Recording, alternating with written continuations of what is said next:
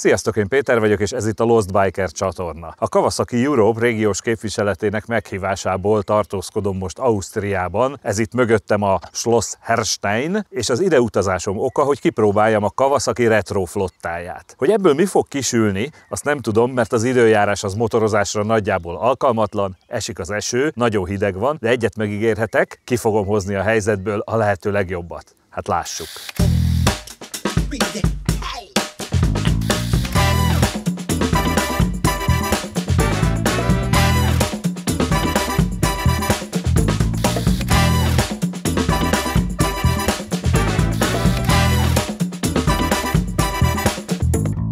Természetesen a megérkezésemkor még minden rendben volt az időjárással. Napsütés, szélcsend, 18 fok, esőnek nyoma sincs.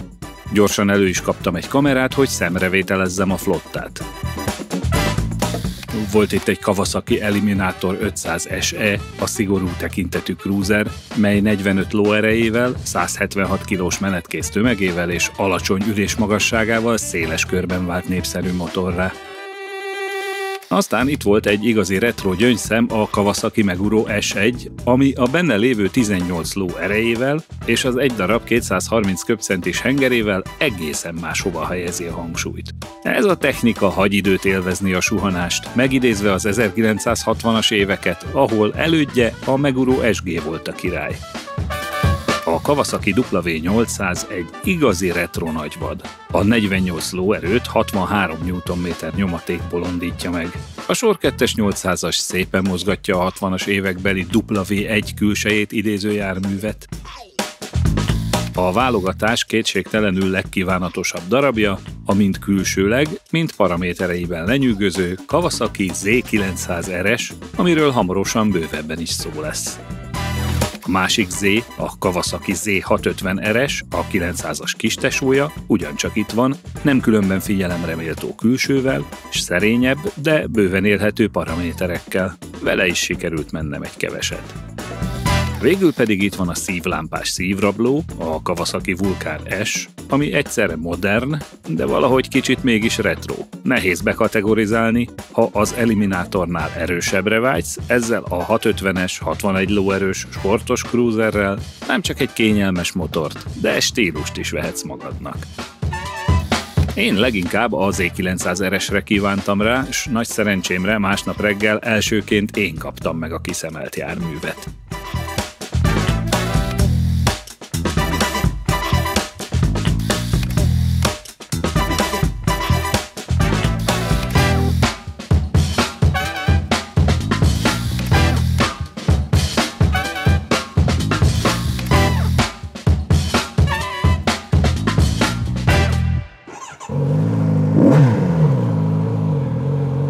Hát jó reggelt kívánok! Ez egy rendhagyó tesztnap, ugyanis sikerült belenyúlni a legjobb időjárásba itt Ausztriába.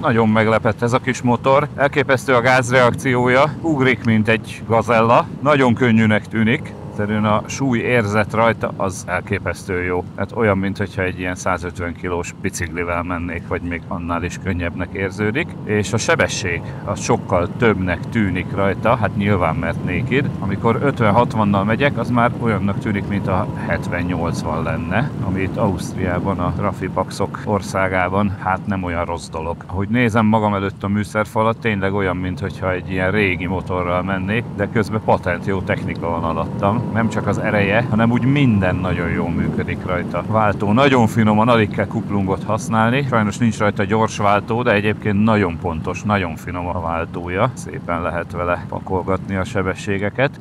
Széles kormánynak köszönhetően nagyon könnyű berakni a kanyarokba. Kezes, egyből fordul, kis, rövid, kompakt, szerethető motor. Menettulajdonságait tekintve egyáltalán nem gondolod, hogy egy retro motoron ülsz, teljesen modern, amit előad. A hangját tekintve viszont meg nem érzem azt, amit nagyon sok motornál, hogy olyan semmilyen lett a hangja. Ennek elég jó hangja van. Húzkodod a gázt, a gyerekeknek biztos fölfigyelnek rá, és motorosok akarnak lenni. A Lost Biker csatorna bemutatja. Kawasaki Z900 RS.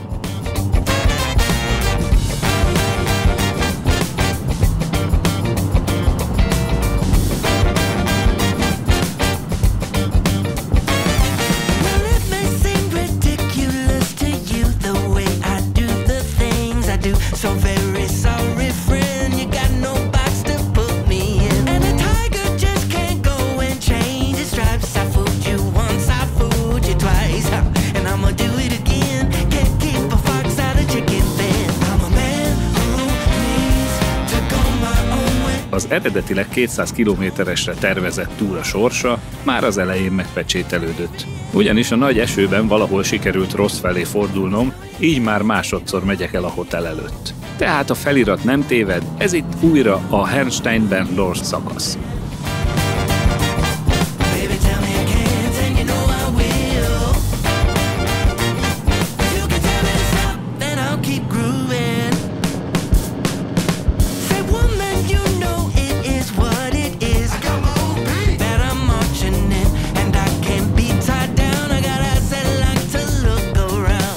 Valami furcsa, megmagyarázhatatlan oknál fogva az eső ellenére nem vesztettem el a bizalmam a tapadásban, és egész élvezeteset tudtam motorozni. Talán ez a retrogép van rám ilyen hatással?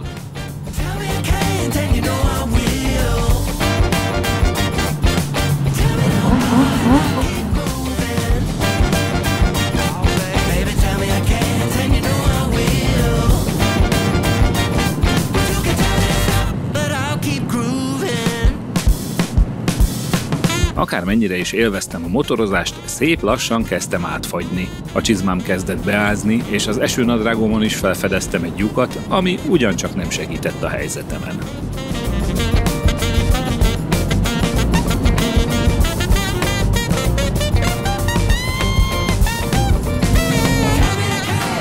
Ez egy igazi huligán motor, és olyan jó hangja van, így a motoron ülve, nem tudom kívülről milyen, de itt így, ahogy én így elhallgatom, hát ez zseniális.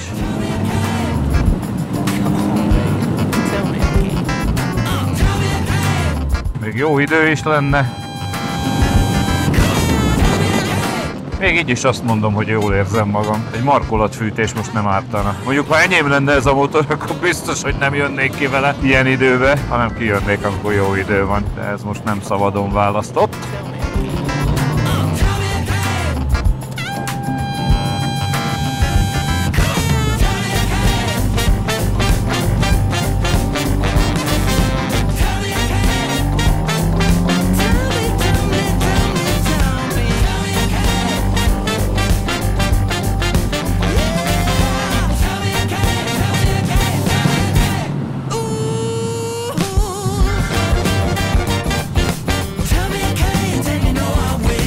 A folyamatos rövidítéseknek köszönhetően végül beértem 2 óra motorozással, ami alatt nagyjából 100 kilométert tettem meg. A körülményeket figyelembe véve nem voltam elégedetlen.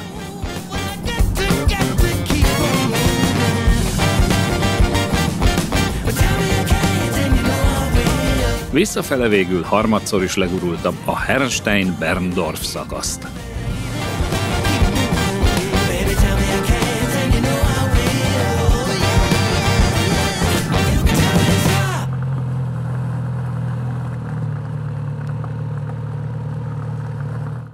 Most pedig a csatorna támogatói kérnek nagyjából 1 perc figyelmet. Először is köszönöm a támogatást a csatornatagoknak és a kommentmezőben szuper köszönetet küldőknek. Ha tetszik a műsor, csatlakozz te is hozzájuk. Minden segítség nagyon jól jön. Állandó motorgumi partnerem az R17.hu motorgumi webáruház. Motorgumiaimat a Rabakonda motorgumi szerelő eszközeivel cserélem le. A motorjaim a Box utca szerviz tartja karban. Túráim során a Brubeck aláöltözőit viselem. Quadlock telefontartókkal a motobox.hu webáruház lát el. Bőrruháim karbantartását és testre szabását a Cölöp művek végzi. Offroad védőfelszerelésekkel az Auner Motorsport lát el, míg az offroad motorjain védelméről az mxguards.com gondoskodik. Közúti védőfelszerelésemet, Alpine Stars ruháimat a Top Motor Tatabányától vásárolom. Ha tetszik a műsor, a köszöneted feliratkozással és egy lájkkal is kimutathatod. Nos, hát úgy alakult, hogy az eső nem állt el, sőt még jobban rákezdett. Ennek ellenére ezzel a Z900 RS-sel tudtam menni közel 100 kilométert, illetve itt a mögöttem látható Z650 RS-sel pedig egy ilyen 10-et, és ez alatt azért összegyűjtöttem egy csomó tapasztalatot, ezt fogom most nektek elmesélni. A rögtönzött helyszínért elnézést kérek, jó lett volna kint a parkban a motorok mellett állva fölvenni ezt az élménybeszámolót, de hát továbbra is esik az eső, úgyhogy beültem egy ilyen esernyő alá, szereztem ezt a kis kempingszéket, és innen fogok nektek mesélni. A Kawasaki Z900 RS egy modern, klasszikus retro sportmotor. 948 köbcenti, folyadékhűtéses, soros, 4 hengeres. 111 lóerőt ad le 8500-as fordulaton, és a nyomatéka is közel 100 Nm. Az első futómű 41 mm-es fordított teleszkópos, állítható, a hátsó pedig horizontális backlink rugóstag. Egy 200 kilométeres túrára indultam, amiből végül csak 100 lett az eső és a hideg miatt. Bécs mellett vagyunk, ez egy bécsi erdő, Mayerling, Baden, Heiligenkreuz, ez a környék, ahol ha el tudod kerülni a kis falvakat, városokat, akkor zseniális kanyargós utak vannak. Először a Z900 RS-sel mentem, egyből ahogy felültem rá és beindítottam, feltűnt, hogy elképesztő jó hangja van. Kérdeztem is a Kawasaki srácokat, hogy ezt direkt hangolták ilyenre, és mondták, hogy igen, itt szempont volt az, hogy vagány, dörgő, ilyen agresszív hangot csináljanak belőle, úgy hangolták a dobot, hogy nagyon jó, nem kell rá másik dob, az biztos. Ezen csak rontani lehetne. Mi is ez a motor valójában? Ilyen ellentétes jelzők hangzottak el, hogy modern, klasszikus, retro, sport, naked.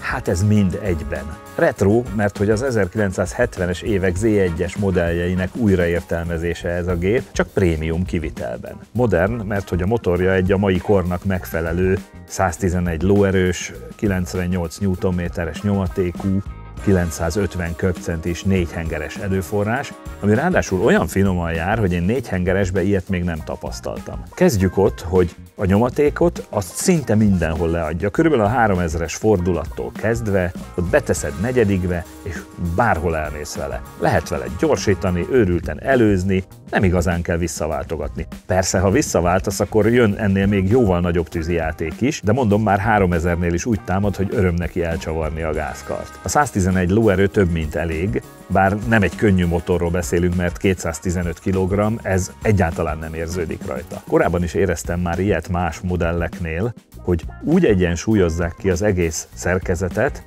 hogy nem érzed a súlyát. Körülbelül azt éreztem megint, hogy ilyen 150 kilós motorral megyek. Ahogy beletolsz a kormányba, veszi a lapot, már dől, már lehet vele kanyarodni, nagyon könnyű testtel irányítani, nagyon könnyű, tulajdonképpen bármivel, ha a fejedet kilógatod, azzal is elkanyarodik. Bármilyen a kanyarodást elindító mozdulatra nagyon jól reagál, és egyáltalán nem kell erőlködni, hogy kimozdítsd a motort a helyzetéből. Az egyenletes járás még abban is megmutatkozik, hogy semmiféle rezonanciát nem tapasztaltam. Azért a 4 hengeres motoroknál szokott lenni az, hogy magas fordulaton bizsergeti a talpadat, combodat, esetleg a csuklódon lesz egy ilyen kis zsibbadásszerű érzés. Na itt semmi nem volt. Egyszerűen bármilyen fordulaton húztam neki, semmiféle rezgés nem volt. Valami zseniálisan ki van egyensúlyozva a járása ennek a motornak. A gázkar, bár nem elektromos, kicsit úgy működik, mintha az lenne. Amikor finoman próbálod meghúzni, akkor finoman reagál, viszont hogyha hirtelen elcsavarod, akkor azonnal veszi a lapot. Próbáltam neki így oda csavarni úgy nagyon rendesen, akkor még a kipörgésgátló sem tudta lekövetni a mozdulatot, szépen el is darált a hátulja, de stabil maradt, mert jó futómű van alatta. Retro-köntös, viszont modern belső. Az, hogy modern belső, ezt is egy kicsit árnyaljuk, mert csak egy sima ABS van benne, meg egy sima egyszerű kipörgésgátló, ennyi a modern belső. Nincs rajta hatalmas TFT képernyő, hanem van 2 darab kör alakú analóg műszerünk, közötte pedig egy kétszínű digitális egység.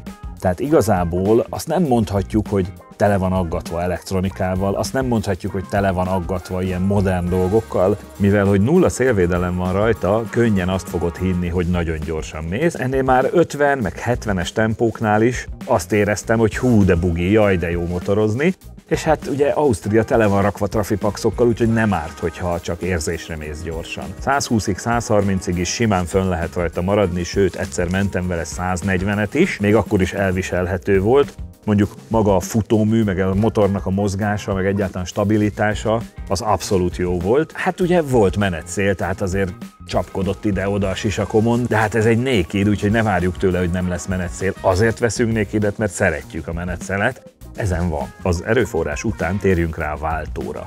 6 sebességes, nagyon precíz, nagyon pontos. Úgy működik, mint egy Doxa-óra, vagy mint egy japán motor váltója. Ja, hogy ez egy japán motor. Hát olyan, ami ennek egy japán motor váltóját elképzelitek. Nagyon pontosan lehet vele váltani, oda pöccintesz a lábaddal, és abban a pillanatban gyorsan, precízen beveszi a sebességet. Soha nem volt olyan, hogy elakadt volna. Egyszerűen ez egy tökéletes váltó. A tökéletességbe csak egyetlen egy dolog rondított bele, nekem hiányzott a gyorsváltó.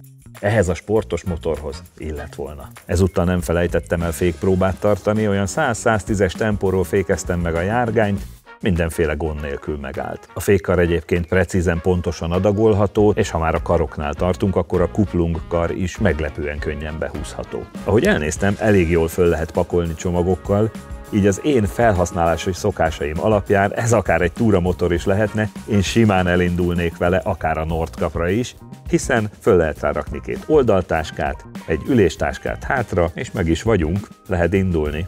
És összefoglalásképpen, hogy kinek való ez a motor? Hát például nekem. Tudnék vele túrázni, ha akarnék, ezzel simán kimennék egy versenypályára, ez a futómű és ez a motorerő oda már elégséges lenne. Szerpentineken borzasztó jót lehet vereveretni, lehetne vele munkába is járni, szóval ez egy ilyen igazi mindenes, és hogyha ezt a retro kinézetet még hozzáveszünk, amitől ráadásul ilyen rejtőzködővé válik, mert azért ezzel, hogyha ott állsz a lámpánál, nem fogják gondolni azt, hogy te most ki fogsz lőni, egy ilyen öreges motornak néz ki, aztán odahúzod neki, meghallják azt a hangot, meg látják, hogy már nem is vagy ott, és akkor rögtön kiderül, hogy ez egy őrült vadállat. Könnyen kezelhető, könnyűnek tűnik, jól irányítható, precíz, pontos, a mai követelményeknek a technológiai része tökéletesen megfelel, és benne van az a bizonyos bugi, amit annyira keresek mindig minden egyes motorban. Ez egy jó választás lenne, ha a motort akarnék venni, simán elgondolkodnék rajta. És akkor ejtsünk még pár szót a kistestvérről, a Z650 RS-ről. Ugyanaz a felépítés, ugyanaz az üléspozíció, ugyanaz a kormánymagasság, a műszerfal is ugyanúgy néz ki, tehát tulajdonképpen ez tényleg egy kicsinyített mása a 900-as nagy testvérnek. Ugyanaz a bugis hang, bár itt már azért hallatszik, hogy nem egy 4 hengeres erőforrás tölti a kipufogót föl hanggal, hanem csak egy 2 hengeres, így ezáltal azért egy kicsit vérszegényebb, de mondom, csak egy kicsit vérszegényebb, és mihez képest. Az átlagos ilyen motoroknak a hangja az sokkal bénább szokott lenni, ez azért nagyon vagány még így is, hogy egy 2 hengerest hallunk puffogni belőle. Elképesztő jó hangja van ennek is. Ez most a Z650 RS, tehát a 900-nak a kistesója. Megnézzük egy rövid út erejéig, hogy ez milyen feelinges, de hát ez a hang 2 hengeres létére nem tűnik unalmasnak.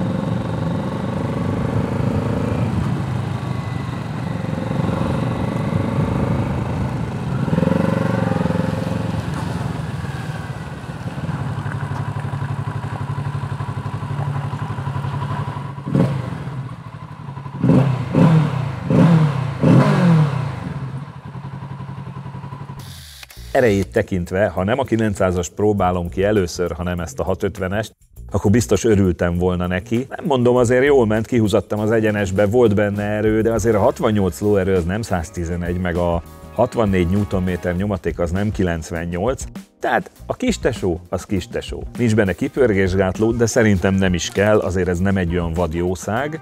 A bugi az ugyanúgy benne van, ugyanúgy könnyen kanyarítható, ugyanúgy precízen kezelhető, bár tulajdonképpen azt mondanám, hogy a 900 mindenben egy kicsit jobb. Nem volt nagyon időnk összeszokni, mert csak 10 kilométert mentem ezzel a 650-essel, de ugye az egészben az volt az érzésem, hogy míg ez a jószág 4,9 millió és 5,5 millió között mozog, addig az a 3,2 milliós árával pontosan hozza azt, amennyibe kerül. Tehát ez egy annyiért egy nagyon jó motor, ez pedig ennyiért egy nagyon jó motor. Az ár és amit kapsz érte, az itt ez esetben tényleg arányban van. Köszönöm, hogy velem tartottatok ebben a videóban, és köszönöm a Kawasaki Europe régiós képviseletének, hogy meghívtak a retro motorok tesztjére. Azt hiszem, az eső ellenére mentettem a helyzetet, végül is motoroztam egy jót a Bécs környéki utakon, 2 vagány motorral, a többit meg majd meghagyom a jó időre. Ti pedig motorozzatok sokat, vigyázzatok magatokra, egy következő videóban találkozunk, sziasztok!